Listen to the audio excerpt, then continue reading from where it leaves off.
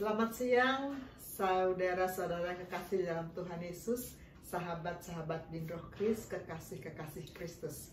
Senang sekali bertemu lagi pada hari ini, Jumat 11 Maret 2022, di acara ibadah bin Roh Kris. Dan tema yang diberikan oleh bidang ibadah kepada saya hari ini, menurut saya sangat penting. Temanya adalah bagaimana bertumbuh, dengan subtema bertumbuh dalam kekudusan dan pengajaran. Mari kita sama-sama belajar bagaimana bertumbuh, bagaimana hidup dalam kekudusan, dan bagaimana terus belajar firman. Kita akan buka satu ayat. Ayat ini ayat kesukaan saya. Efesus 2 ayat 10. Karena kita ini buatan Allah, diciptakan dalam Kristus Yesus untuk melakukan pekerjaan baik yang dipersiapkan Allah sebelumnya. Ia mau supaya kita hidup di dalamnya. Kalimat pertama, karena kita ini buatan Allah. Allah membentuk kita, membuat kita dengan tangannya sendiri.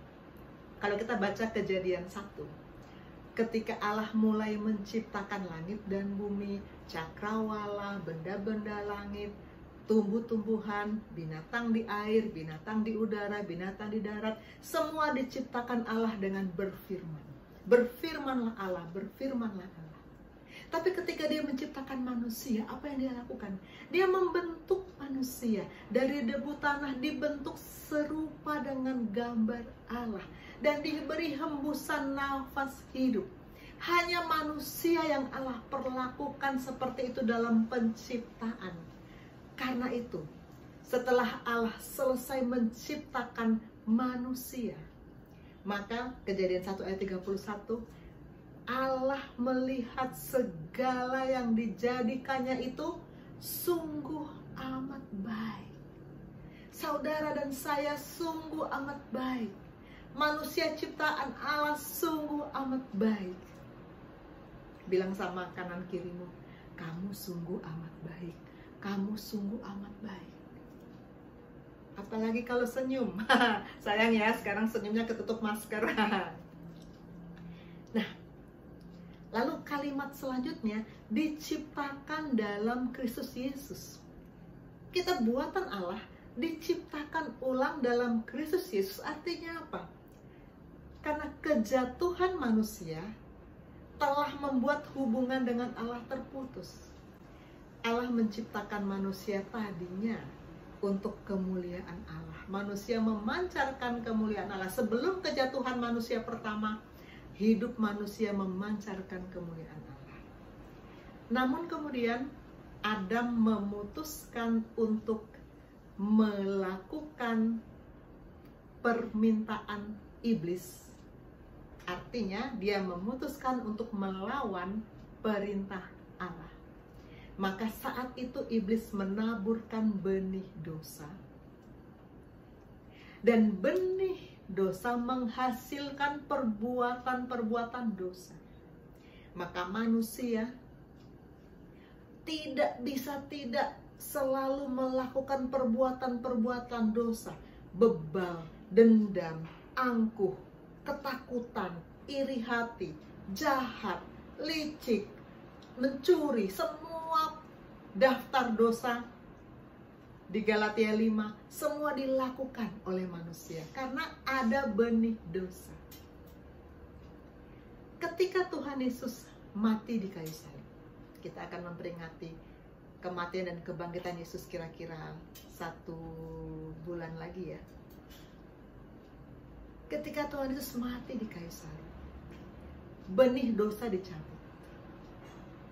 Namun, walaupun benih dosa sudah dicabut, sifat-sifat berdosa tetap ada, melekat di daging kita. Maka kita akan lihat orang sudah lahir baru, tapi masih aja iri hati, masih aja pemarah, masih aja omong kotor, masih aja gampang kesel. Padahal sudah lahir baru. Kenapa? Karena masih ada sifat-sifat daging. Nah, sifat-sifat daging itu harus kita matikan. Kita nggak bisa bilang, Tuhan cabut semua sifat daging yang ada padaku. Nggak bisa. Kenapa? Tuhan memerintahkan pada Kolose 3 ayat 5, karena itu matikan dalam dirimu segala sesuatu yang duniawi. Kita yang disuruh mematikan. Kita nggak bisa bilang, Tuhan belum cabut sifat marah saya, maka saya marah terus. Tuhan belum cabut sifat pembohong saya, maka saya bohong terus. Matikan. Nah, dengan cara apa? Kita baca lanjutan dari Efesus 2 ayat 10 tadi, diciptakan dalam Kristus Yesus. Saya keluarkan 2 Korintus 5 ayat 17. Jadi siapa yang ada di dalam Kristus, ia adalah ciptaan baru. Yang lama sudah berlalu, sesungguhnya yang baru sudah datang. Ini bicara soal manusia baru. Saat kita lahir baru, kita adalah ciptaan baru. Hidup lama berlalu, hidup baru sudah datang. Tetapi sifat-sifat daging masih ada.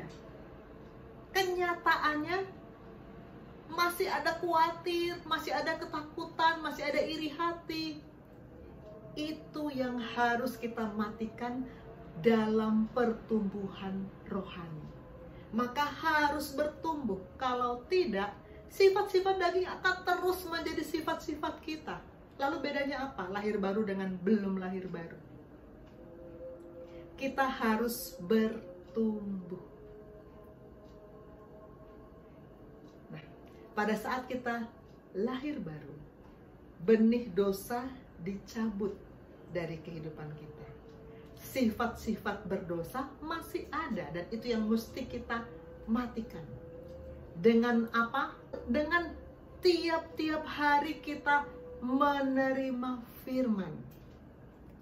Kita lihat saat Tuhan Yesus mencabut benih dosa, Dia menaburkan benih kebenaran.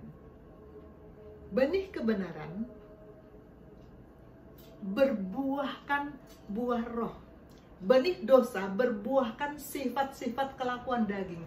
Benih kebenaran berbuahkan buah roh. Maka kalau benih kebenaran sudah ditaburkan dan kita masuk dalam pertumbuhan, maka kita akan mempunyai buah roh, kasih, damai sejahtera, sukacita, kemurahan, kebajikan, lemah lembut, penguasaan diri. Semua itu kalau menjadi sifat kita, maka sifat-sifat daging pasti akan lenyap.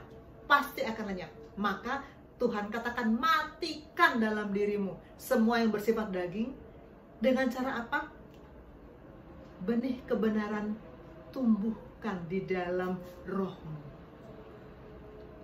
Apa itu benih kebenaran? Yohanes 17 ayat 17 berkata, kuduskanlah mereka dalam kebenaran, firman-Mu adalah kebenaran. Kebenaran itu adalah firman. Firman itu adalah kebenaran itu sendiri. Karena itu tidak bisa tidak, kita harus terima firman tiap-tiap hari. Bagaimana bertumbuh? Terima firman tiap-tiap hari. 1 Petrus 1 ayat 15 berkata, tetapi hendaklah kamu menjadi kudus di dalam seluruh hidupmu, sama seperti Dia yang kudus, yang telah memanggil kamu. Kita harus kudus, karena Allah kudus. Allah tidak mungkin bersekutu dengan dosa. Selama kita masih melakukan sifat-sifat dosa, Allah tidak bisa bersekutu dengan kita. Kita harus kudus. Yohanes 17 ayat 17 berkata, kuduskanlah mereka dalam kebenaran. Firman-Mu adalah kebenaran. Supaya bisa hidup kudus, kita harus terima firman tiap-tiap hari. Amin. Kita lanjutkan. Tadi kalimat kedua dari Efesus 2 ayat 10 berkata, diciptakan dalam Kristus Yesus. Saya gabung dengan Kolose 3 ayat 10 berkata begini, dan telah mengenakan manusia baru yang terus-menerus diperbaharui untuk memperoleh pengetahuan yang benar menurut gambar Khaliknya. Terus-menerus diperbaharui artinya tiap hari mendapat firman. Firman itu yang memperbaharui pemahaman kita, memperbaharui jalan pikiran kita, memperbaharui perasaan kita, memperbaharui kehendak kita, sehingga kelakuan kita selaras dengan firman. Itu yang disebut pertumbuhan. Pertumbuhan menghasilkan pikiran, perasaan, keinginan, dan kelakuan yang selaras dengan firman. Dan itu harus terus-menerus. Kita nggak bisa bilang, saya sudah pernah baca Alkitab, saya udah hafal. Makanan rohani sama dengan makanan jasmani. Setiap hari kita harus makan. Kita nggak bisa bilang, saya sudah pernah makan, saya nggak makan lagi. Nggak bisa. Begitu pula makanan rohani. Tiap-tiap hari kita harus mendapat firman. Kita harus belajar firman. Belajar sungguh-sungguh.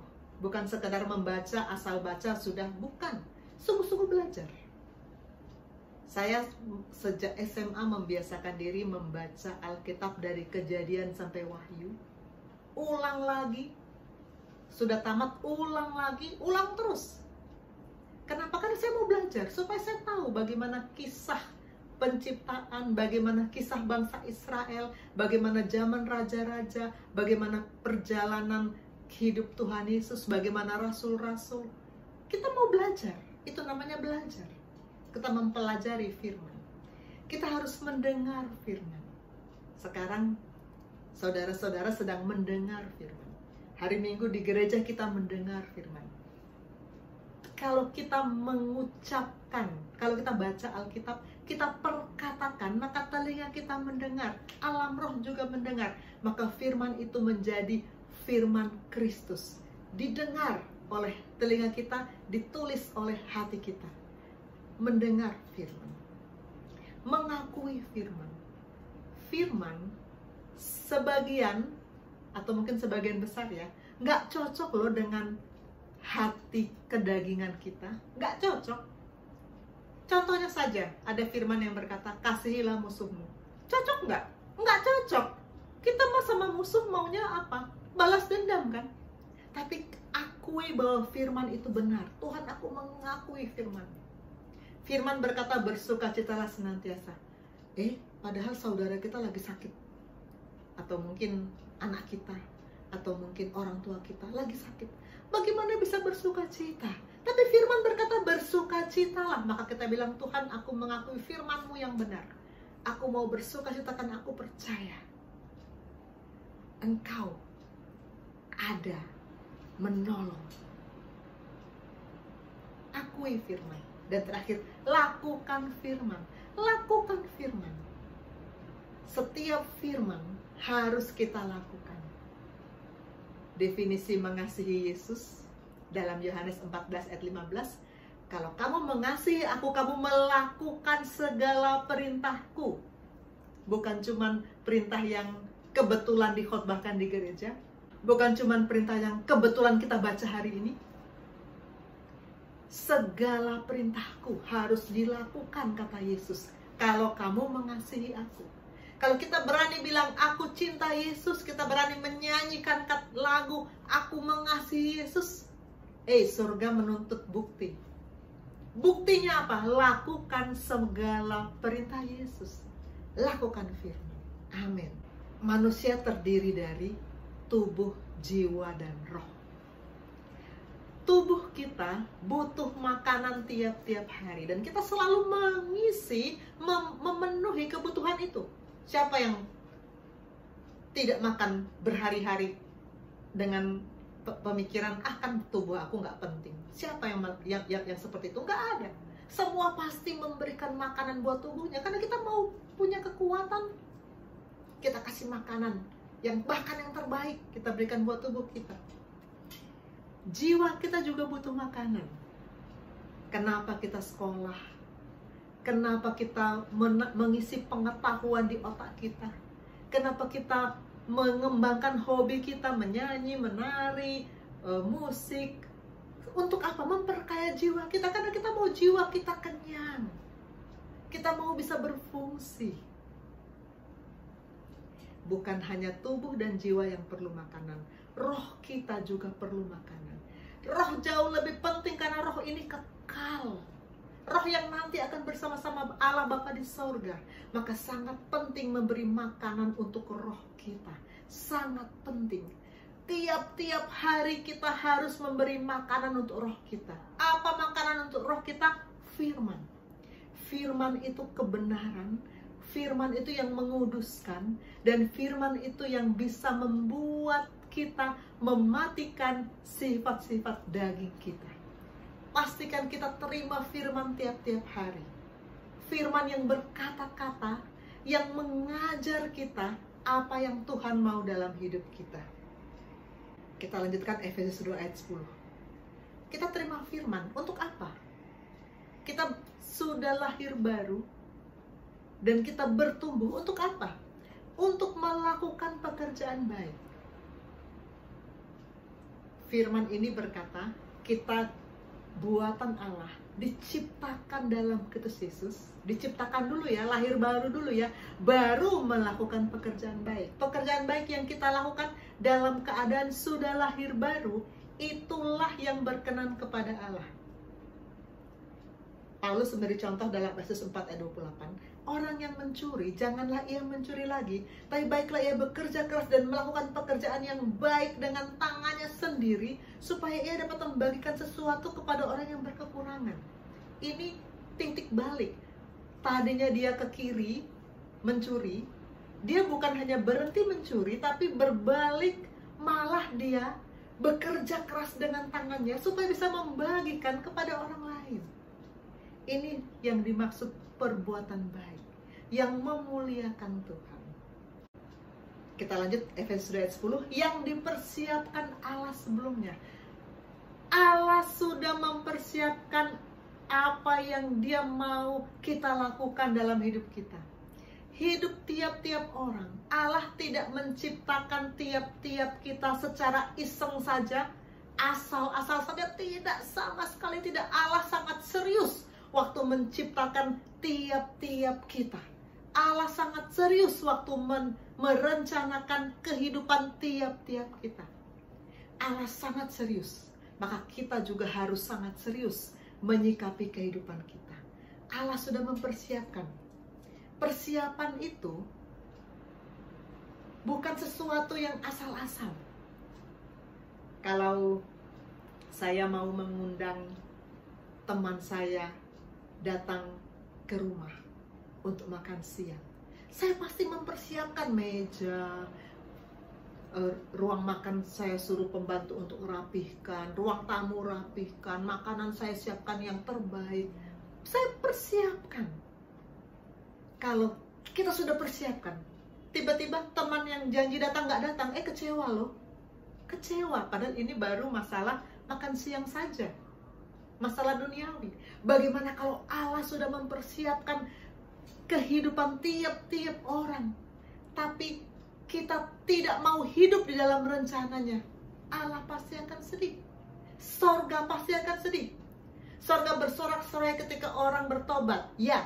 Tapi kalau orang itu tidak bertumbuh, tidak hidup sesuai dengan apa yang Tuhan sudah persiapkan, sorga kembali berduka. Ada apa ini? Kenapa nggak bertumbuh? Kenapa bayi terus? Kenapa nyusahin terus? Dan kita lanjutkan Efesus 2 ayat 10. Ia mau supaya kita hidup di dalamnya. Allah mau kita hidup dalam rencananya. Allah mau kita hidup seperti yang Dia tetapkan. Saya ulang ayat yang sudah pernah saya bacakan ketika saya sharing 1,5 bulan yang lalu. 1 Yohanes 2 ayat 6. Barang siapa mengatakan bahwa ia ada di dalam Dia, ia wajib hidup sama seperti Kristus telah hidup. Allah mau kita hidup sama seperti Kristus telah hidup. Wajib. Bukan hanya kalau bisa ya, kalau bisa sih kamu hidup kayak Kristus, tapi kan kita manusia ya, nggak bisa. Ya kalau nggak bisa nggak apa-apa, nggak gitu ya. Kita buka nanti Alkitab kita masing-masing di rumah. 1 Yohanes 2:6, barang siapa mengatakan ia ada di dalam Yesus, ia wajib hidup sama seperti Kristus telah hidup. Amin. Kiranya ini menjadi berkat bagi kita semua, dan nama Tuhan dipermuliakan dalam hidup kita. Untuk bertumbuh, kita harus hidup dalam kekudusan, dan kita harus mendapatkan firman kebenaran itu tiap-tiap hari, agar kita bisa mematikan semua sifat-sifat daging, dan buah roh menjadi sifat-sifat utama kita. Amin. Mari kita berdoa.